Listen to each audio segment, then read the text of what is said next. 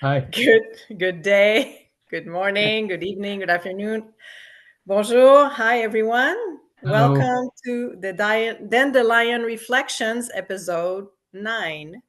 And today, your hosts, Christopher Arterson and myself, Caroline Giroux, are delighted to welcome a special guest. His name is Tom Kando. He's a retired professor, sociologist, and an author of many books. And he's also a blogger. And he's just a wonderful human being. And I've known Tom, for at least 4 years. He's been part of a group that both Chris and I joined some time ago, Inside Out. We talked about the Inside Out group already. And Tom has been an active participant, very insightful, very wise, and that's why we're here today. We're thrilled to hear what Tom has to say, and again, with the goal of helping everyone accessing their resilience, because he's also a dandelion. He's been through a lot, and he has a lot to share. And welcome, Tom. It's great to have you. Thank Yeah, you. welcome, Tom. Great to have you here with us. Thank you. Tom, may I just start off with a question?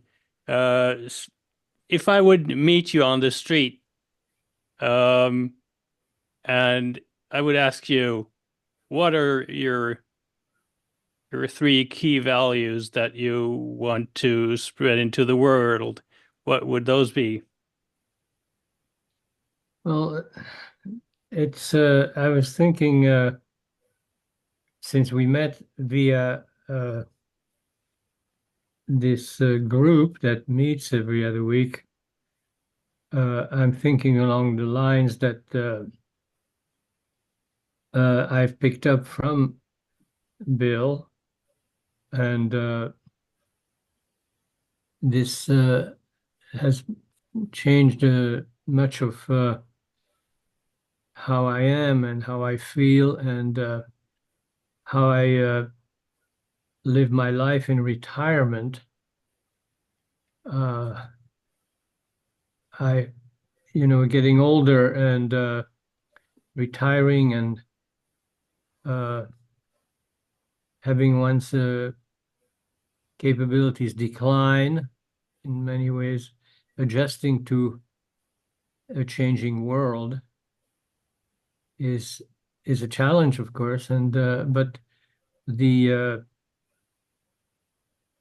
the perspective that I've picked up and learned from the Bill's group has helped me immensely.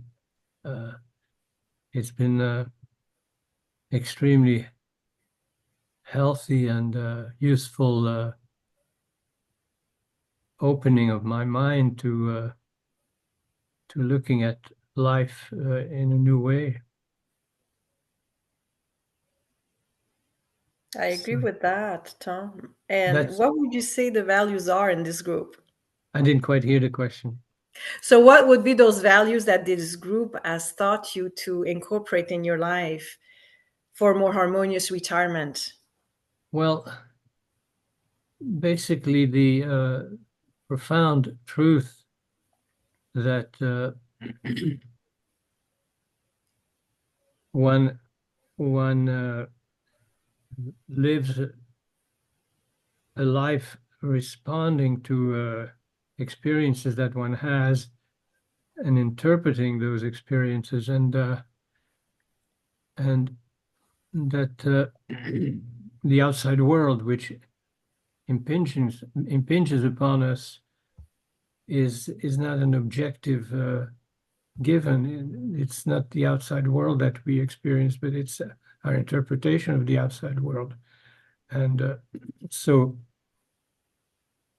listening more to what's inside me is what's become a valuable discovery in recent years, rather than just being kind of a stimulus response kind of mechanism, as Skinnerian psychology, for example, uh, suggests that we are, which is a big mistake. So in a yeah, so in a random situation, what would that look like for those of in our audience that are not familiar with this approach? Can you give a description of how you, let's say, how you reacted to the stimulus before and how you do now in an ideal setting? Well, life consists of much of it anyway, problem solving, and we have daily tasks that need to be accomplished and handled, and sometimes difficult social situations. This conflict, there are problems, financial and otherwise. And whatever the issue at hand is, the idea is to deal with it as necessary, but then beyond that, not to torture oneself with thinking about whatever it is that has to be solved, and not to dwell on past events and fret about future events. And the idea is to live in the present. So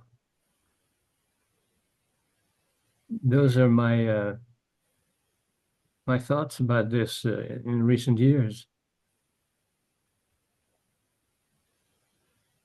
And you mentioned something very important, Tom, about going inside or in that process, right? And being more attentive to what your voice, your inner voice is telling you.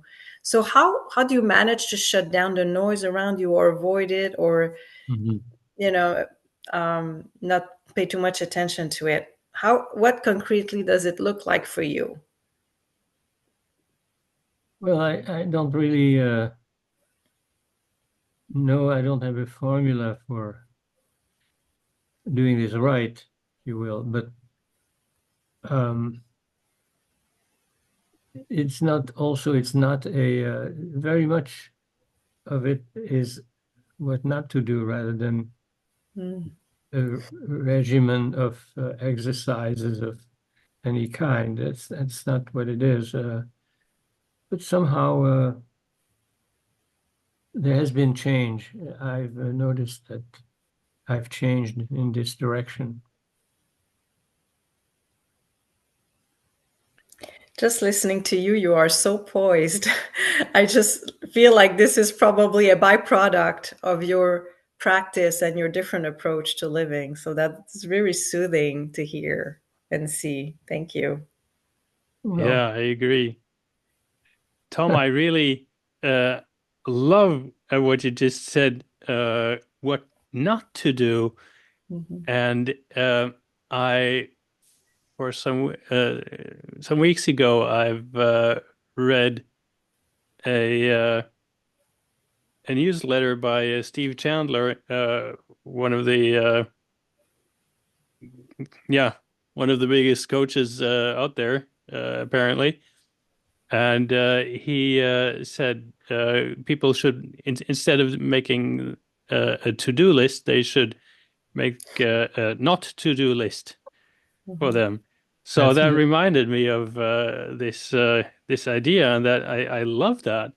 And as you said, we often react to stimuli out there, and I have to have the last word. I have to respond with something even more aggressive or some stuff like that. So finding out what not to do, this is kind of a revolution, isn't it? It is very good. You stated that very well. So why can you think of anything what makes it hard for people to realize this and to change or to actually live this revolution? I don't know if this is human nature or habit. It, frankly, it's difficult to judge humanity as a whole or young people as a category. I'm not clear as to what motivates people in general, and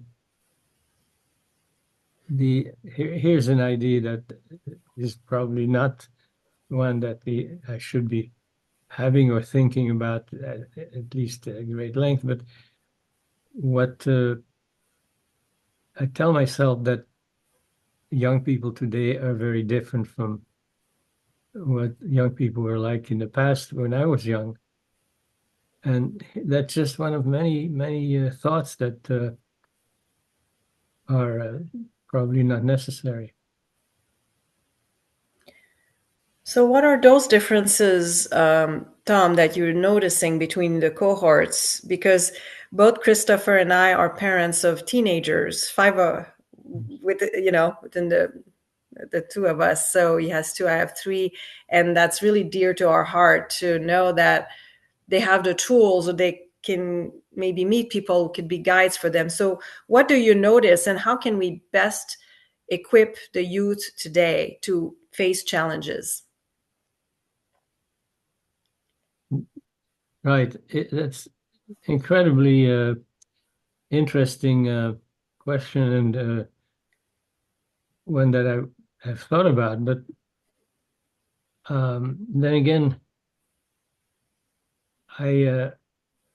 my final conclusion when I think about this is more like a laissez-faire. I have adult children myself and grandchildren who are now approaching 20. What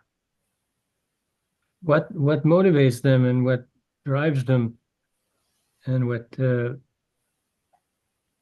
is behind the way they respond to life is mysterious to me. And for some reason, I sometimes, as I said, think, well, it's very different from the way I responded to the world when I was a teenager or even a young adult. And there's a tendency for me to then be very critical and to think they're doing it all wrong.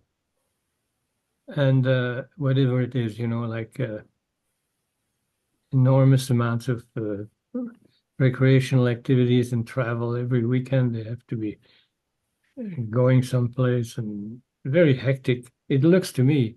And so I tend to become critical. And then, of course, I correct myself and by and large conclude that it's their way and that's fine. I shouldn't, there's no reason for me to intervene or correct or certainly or lecture or let them know that I don't approve of what they're doing. It seems, I'm sorry, go on. Well, I think that's and that's the default position that I feel most comfortable in. So just observing, sorry, without judgment. Yeah. Right, withhold judgment. Right. The idea of the elderly, whatever that means, looking at the youth in a way and being critical. I remember reading something from the old Greek philosophers that already them were critical about their youth at that time, Yes. being totally out of Right. bounds. So that's interesting that this seems to be a recurring thought and criticism. And somehow we have until today, managed to still get around in some way.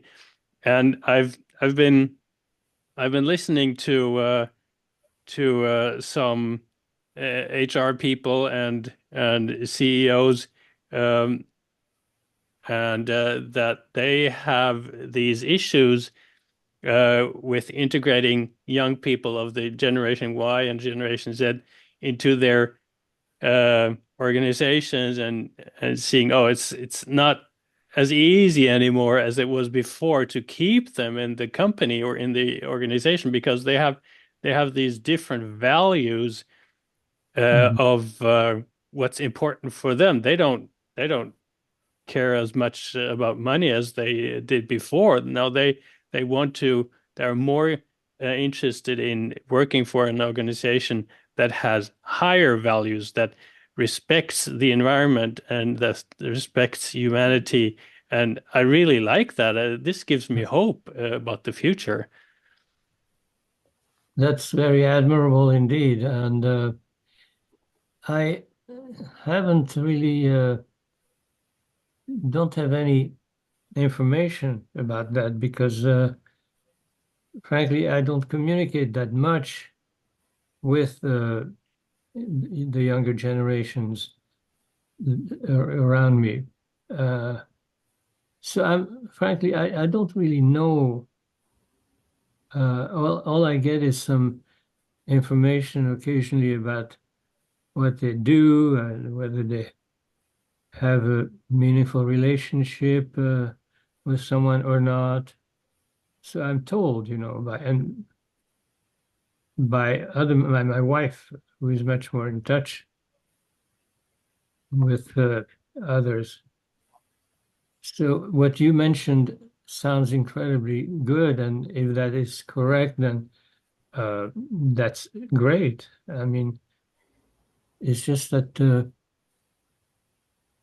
I haven't really experienced that as the way you just have. Hmm. I'm not saying it doesn't exist. I'm just saying it's maybe my shortcoming or not reaching out and attempting to communicate more. And I failed to do that. My hope for humanity, and coming back to our idea of resilience, is that we somehow might, even if we look outside and if we watch the news, and the world is in a state where, well, it's not easy to be happy about it, how the world looks like out there. But still, I have this hope that somehow the smart minds of humanity might stick their heads together and actually find a way to pull us through and out of this mess. That's probably totally true, yes. And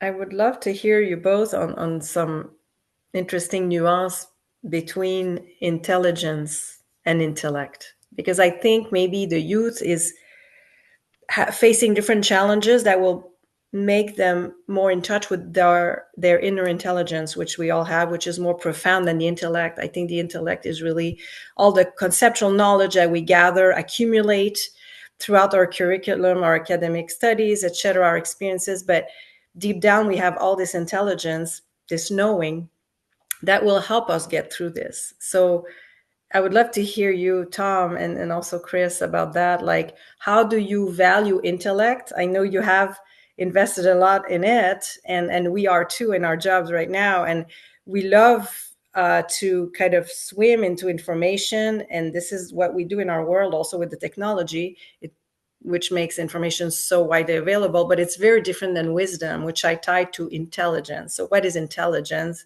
It's really what makes us human, what makes us divine. And it's a deep knowing that will really make us reconnect with those values that are important. And intellect should be at the service of intelligence, but should not replace the intelligence. So I hope that the youth kind kind of figures that out and hears that, because I trust that they will also find their own path to intelligence. But I'd love to hear what you have to say about that. How do you distinguish the two? Do you distinguish intelligence and intellect, basically?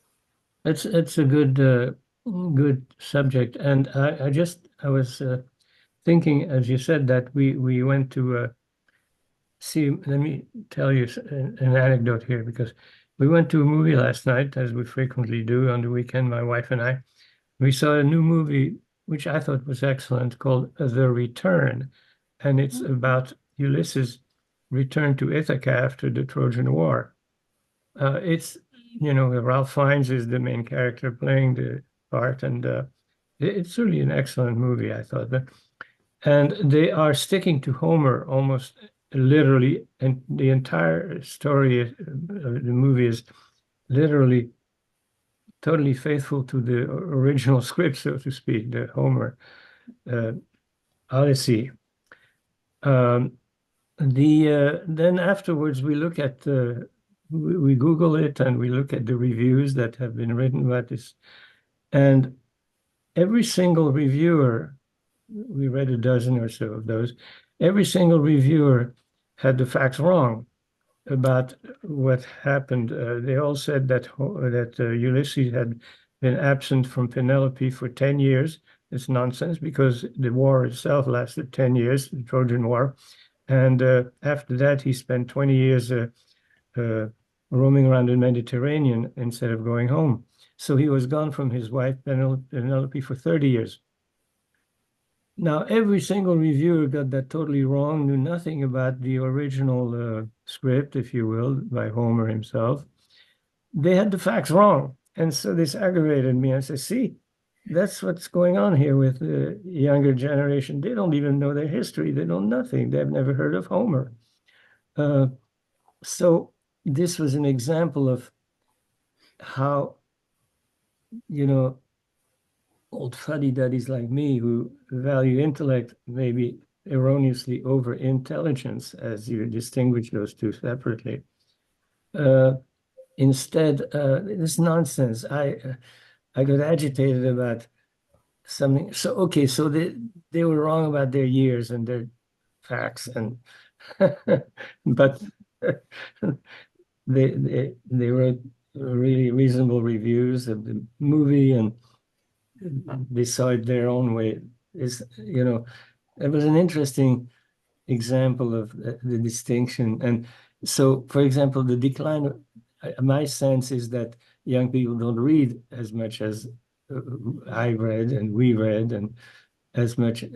If you don't read books, if you don't read anything, there's something the matter with you. Who knows? Maybe not. That's interesting, and most of the younger people might see Homer as a character in the Simpsons series. Simpsons. Right. And yeah, but however, yeah, it's a very interesting point that you have there, Tom. And yeah, the high quality reading nowadays isn't as interesting for the young people as it has been before, because there's a lot of competing media out there, and this fast information that is conveyed in, I don't know, 7 to 30 seconds video clips. And so yeah, of course, the form of communication has changed. The electronic revolution. Yeah. It's just, these are irritants to me, because then I have to change. I have to pick up new habits, and that's the challenge here. But I'm perfectly open to the idea that there's nothing the matter with young people, nothing more the matter with them than it was with us when we were teenagers. Yeah. But I understand, and I empathize with the idea that it is hard to to slow down in if you're constantly bombarded with media of all kinds, and if you allow it to happen, there's an active choice there somewhere, of course, instead of trying to slow down and sit down and take a paper book, and sit down and try and just read that, and stop once in a while and reflect about what you've just read. And that's something that is not there, that is not practiced anymore, not in school, not in most homes. And well, my hope is that when the kids are growing up, they might find back to such qualities. Let's see if that happens. Right. So yeah, I mean, sometimes I joke that I'm a Luddite, and if I'd been around in 1900 when cars began were being introduced in our lives, I probably would have said I'm going to stick with horses because that's the way it was, and that's the best way. Yeah. And many people said that those times. So it's anyway, that's about young people. Yeah. But And I think, yeah, go ahead. go ahead. No. No, I think, Tom, that you have a great example here, the parallel between cars and horses. I mean, the cars have not replaced horses completely. There are people doing horseback riding. In fact, Christopher's daughter does that, and a lot of people find that therapeutic. So just like the books, I feel like, okay, maybe the internet, YouTube is going to be the go-to for the youth, but books are still there and valuable. I think that the media, social media, is just a fast food version um, uh, of technology, as of information or wisdom, as opposed to a book. But Right. it's still nice to not just eat fast food. Actually, we shouldn't, but just once in a while, it shouldn't be the default. But it's nice to go back to a meal that's been prepared, with attention, care, and love. The same for a book. So I feel like it's helpful to keep in mind what our ancestors have done, and that has helped them pause and honor the cycles of nature. And I hope that the audience hearing us today is convinced that books have a value. It helps us slow down, and it's actually a nice relationship to have. A book is a friend. It's never going to reject you. You can put it aside, forget about it, but it's always going to be there for you. I think that's one of the Yeah. most loyal friends you can find. Yes. So, and we both have written, so we're both authors, the three of us actually, right? So, when we know the value and the time and effort put into that. So, but Right. yeah, the one thing doesn't replace the other. I think it's important to really have that flexibility and have a good repertoire of tools to help us live better. Absolutely. So Tom, now that you let's say you are living a slower pace in life, is there anything that you find has become easier nowadays, now that your life has become slower? Well, social relations and relationships are no longer problematic. The most widely used uh, paradigm or theory or in sociology of aging, gerontology, has always been disengagement theory, that we gradually disengage from increasing number of areas of life. Major athletic participation. I used to run marathon and no longer, of course, things like that. But so life has become, to some extent, impoverished in many ways. But on the other hand, social relationships are somehow easier. There's really no conflict, hardly, that I can think of. It used to you have dinner parties, cocktail parties, and for some reason earlier on, there would be slights and insults exchanged across the dining. You know how it is when you meet with other high achievers. There's teasing, there's picking on each other a little bit, and you have to have quick repartees and quick comebacks to. It's a bit of a throughout life, you know, social relationships. There's a lot of combat, you know, nothing malignant, but you know how it is at cocktail parties, and other people, you judge each other, and you feel you're better than the other person, and the other person feels he or she is better than you, and so it's this competitive competition. Who has the greatest amount of success? Who has published the most popular thing recently? None of that right now. It's been years since I last went home after a dinner party and was worrying and annoyed by what some people had said during dinner about me or whatever, you know what I mean.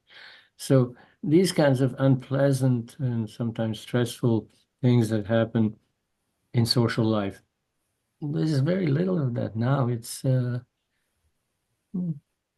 and let live, pretty much mutual respect, or not enormous congratulations and compliments. I'm just saying people don't pick on me anymore. It's nice. That's wonderful. And I don't pick on people because it's never been my nature to do so. I'm sure a lot of people. What? I'm sure a lot of people out there can absolutely relate, younger people, to what you're describing there. That it's a competition, and then this falsely interpreted Darwin's theories about how competition should be our drive force towards success. But from what I think, it's not competition. It's collaboration. That's the actual driving force in everywhere in nature. And why not? Why are we taking the wrong path there and trying to that life is going to become better if I pick on my neighbor or my colleague or my spouse or whatever? Right. It's collaboration works well. Yeah. And why do we need to become of a certain age before we have this insight? And maybe that's something that young people that may listen to us today want to take away from this, hopefully. Yeah, so you think that young people in that regard are different in a better way than we were at that age? It's possible, yeah. Yeah, I remember over the decades of meeting with colleagues and academicians, and I mean, there's still that kind of competitive spirit occasionally, in the sense that frequently dinner conversations consist a great deal of bragging. You know, I just came back from Europe. Oh, I'm going there for next month. I'm traveling to this and that. You know, this bragging thing. But so much less of it, and there's no need to try to impress each other. And now, in that regard, my life is more enjoyable. Wonderful. That's so refreshing to hear. It's one of the not to-do list items, right? To not engage in the comparisons and competition, and that sounds wonderful. Exactly, you put it very well. Yeah. Nice. Because you realize that there's way more to life than this, right? Than the accomplishments, and that's going from the intellect to the intelligence. The intelligence is binding. It's about interconnectedness and collaboration. I think that's where the intelligence plays out. The intellect, though, is like comparison. It's about accumulations. It's the world of form, and it seems like you're shifting, or you have shifted, and it's much life is much more fulfilling this way, right?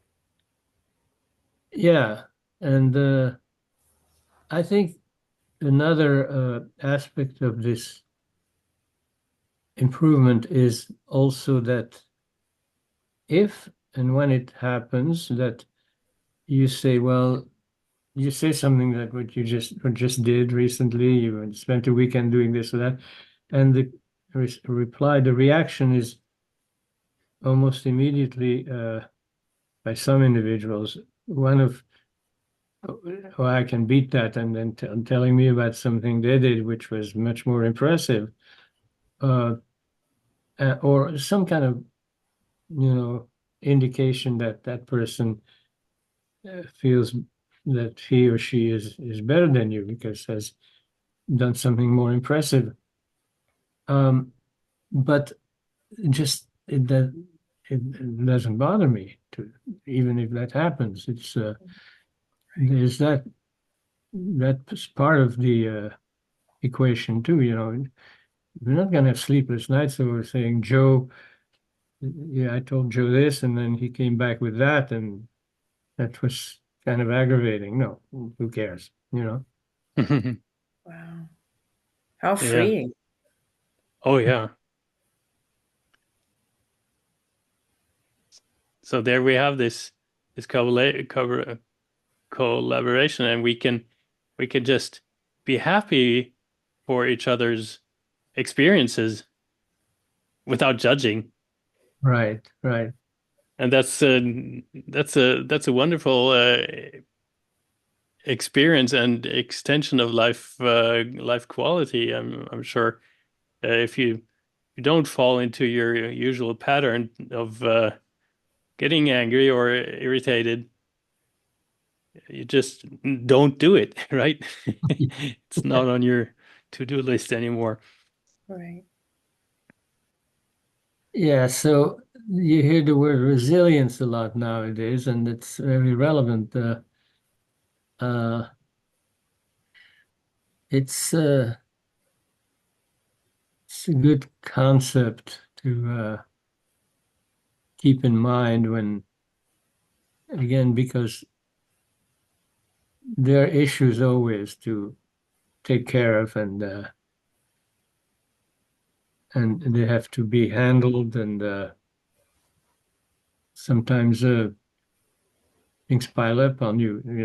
Something malfunctions, and that's part of life. We're the prisoners of our machines, whether it's our cars or computers or telephones or whatever. Things malfunction, and then you have to spend the next several hours seeking help, technical help, and spending a lot of money. And so practical issues of life. But again, the response to that is what matters the most. And so I've become much more aware of the fact that half of the pain or the suffering of when something irritates or aggravates you because something malfunctions is the aggravation itself is self-created. The event itself is just half of the problem.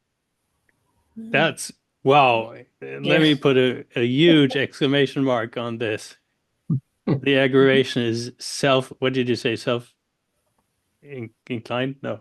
Well, the particular issue or problem that you're confronted with is only half of the problem. Right.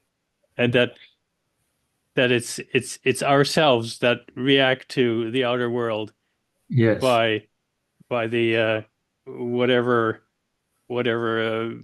thought pattern we have from earlier. Oh, he must be saying this with his words, and now I have to react with this to it, or be angry, or Right. Yeah, wonderful. I really like that.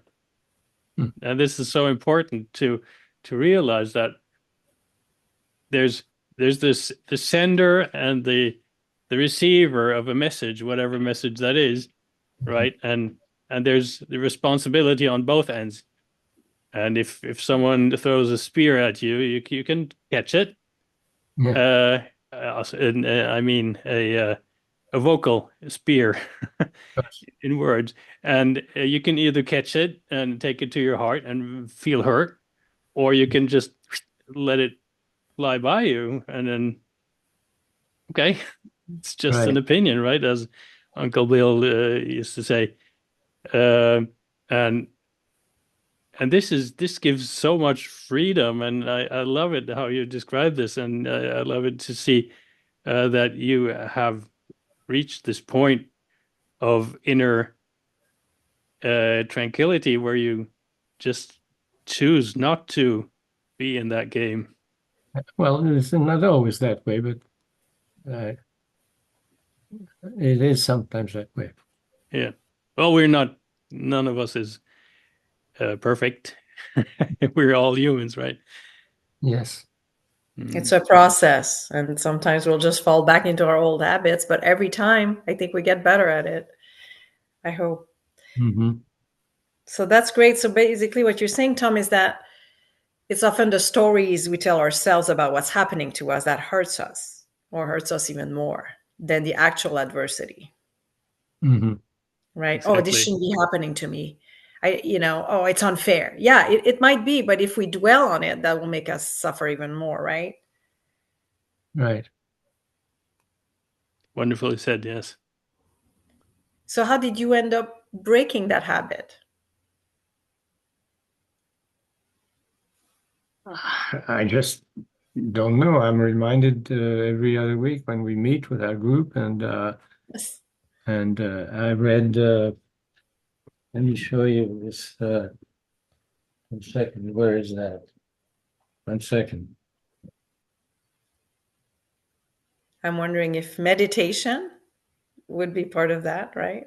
Because he's talking about the group inside out, and Uncle Bill reminds us of being in the Yes. moment a lot. I So, also have this. living, yes, you brought this up in Oh, group. Michael Singer. Yeah. It's Singer. Right. very well written, and Okay. it's very helpful. Wow. Uh, um, Sam Katz, he has a word for the clutter of past experiences that we have memorized, and the word that let's see, difficult to remember. Um, it's an Indian word, Samkats, I think it's called. He calls it the Samcat, yes, Samkat. TZ or something like Is it that. Samcats? Okay. And it's a word he uses for that. It's an Indian word. It's just the clutter of past experiences that we've had and that keep coming back to haunt us, and that have really no useful purpose, and that actually cause the thoughts and emotions that are hounding us and preventing us from being happy. Oh, yeah. And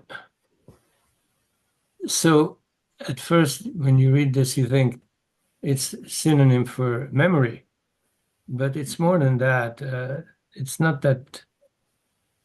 It's not that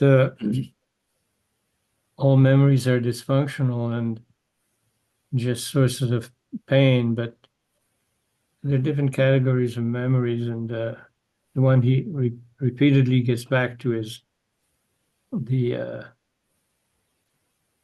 the memories that block your inner growth and happiness, and that are in the way, and that somehow have to be washed out. Not forgotten, you can certainly. Mhm. I had a miserable time after my second divorce, and I was miserably unhappy for a long time. And the pain was very real, but then it went away. And of course, I can remember, how my second divorce went and all the pain but I'm not suffering from that anymore. It's absolutely gone, the pain associated with my second divorce. Wow. I'm so glad you overcame that because it sounds really painful. Would you say that you let yourself experience the emotions in order to overcome them? Was that part of the integration of that experience into your life? Who knows what happened? It was almost a miraculous change. But frankly, it had to do with changes in my life. I moved out to California into a new life. So Okay. that transition, I remember clearly, was the time when the pain stopped. And I said, I can think all I want about my second divorce, and it means nothing. At the emotional level, it's nothing.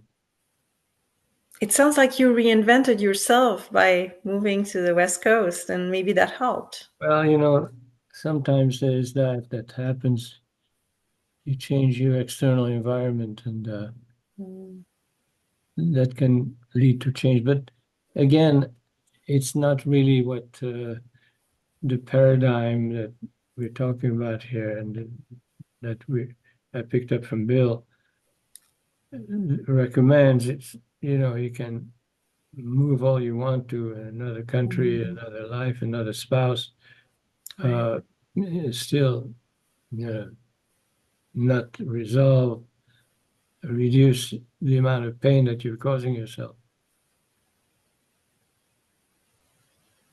That's so true. Yeah. I've Mhm. met a lot of people that moved to Sweden from other countries, mostly from Germany, and many of them had their old Mhm. negative thought patterns with them, including myself. Uh, but it's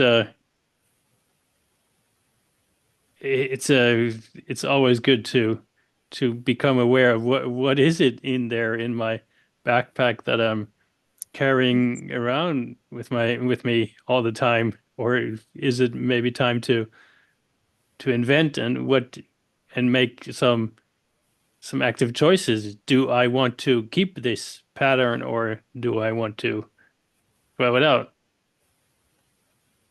Right. It's I'm I can go both ways in reality. Moving and changing your life in a drastic way,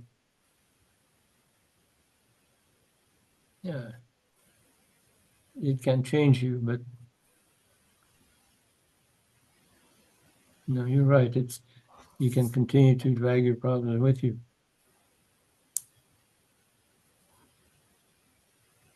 I love the analogy of the backpack and the baggage because we can choose to shed some. It doesn't mean we haven't experienced the pain, we have not carried it, but at some point we can decide at a certain destination that we don't want this anymore. It's not going to Right. continue with us. Mm. We can And reclaim more. yeah, and I loved when Tom described how he uh, well, a move to another area can help certainly uh, to make these changes because like every time you move, you pack a Mhm. lot of stuff into your cartons and think, oh, do I want to take this with me or nah? Or sometimes you just put it in random cartons and take them with you in the move, and then they stand in those cartons are in your basement in I don't know X number of years and are never opened, but they're still there. They're dragging you down. They're making your life heavy and less. joyful. And why carrying them with you anyway? Why not just leaving them where you were before, or giving them away? Mm-hmm. So that I love that, Tom. That was very, very Yeah. plastic.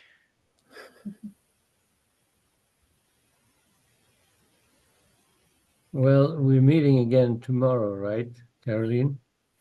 Yes. Yes. It's always very insightful and enlightening discussions. I always enjoy them. So I hope that everyone in the audience can find such a group, or at least a space where ideas can be exchanged like that and we learn from each other. Because, Tom, you have gone through so many things, including World War II in Europe. And I haven't gone through that, but we go through different things and we can expand the collective awareness by bringing our own input and what pieces of wisdom that we have to share and what was our own perception of a situation. And for me, it's always very enlightening to hear all of you. So I really, I'm thankful for you, Tom, and everyone in the group, and Chris.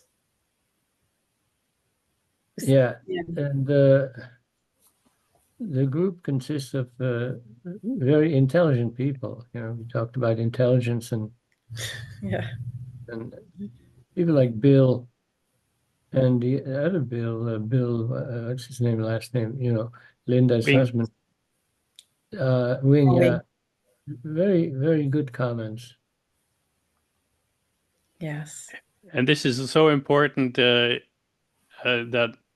in times of, or not even in times of hardships, but any time actually, that we find a group of peers where we can just sit and be ourselves and air our concerns or thoughts that we have, and just let them reflect in the other people that are around you, and see how that lands with them. It's so important, and that's Well, why they yeah, I'm sorry to interrupt, but go one of ahead, the, Tom. as I said early on, several years ago, when we were already meeting, we were still meeting physically, not virtually. We at Bill's house.